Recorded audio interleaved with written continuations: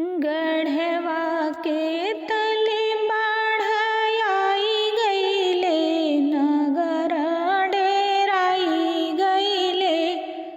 गढ़वा के तले बाढ़ आई गईले, नगर डेराई गईले।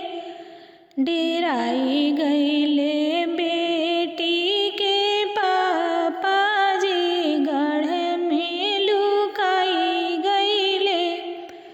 डेराई गईले बेटी के पापा जी, गढ़ में लुकाई गईले।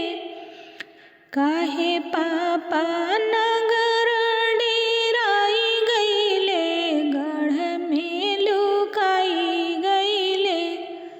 काहे पापा नगर डेराई गईले, गढ़ में लुकाई गईले। झारी के बिछाई बजाजी मावा, तो बैठी है साजन लोग। झारी के बिछाई बजाजी मावा, तो बैठी है साजन लोग। एक ओर बैठले नैहर लोग, एक ओर सासुर लोग। एक ओर बैठले नैहर लोग, एक ओर सासुर लोग।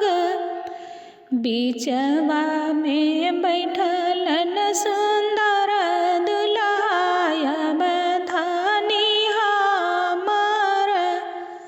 बीचवा में बैठलन सुंदर दुल्हा, बधानी हमार।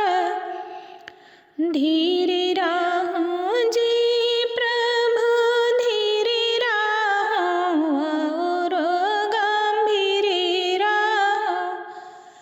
धीरे राहु जी प्रभु, धीरे राहु और गंभीर राहु। जब पापा करिए कन्यादान, तबेरे धानी तोहार।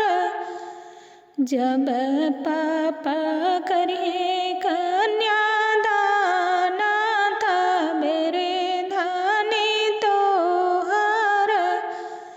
जब भैया लौवा में रही है, तबेरे धानी तोहार। रोवाई त उठले नैहर लोग, हंसाई ते सासुर लोग। मुसक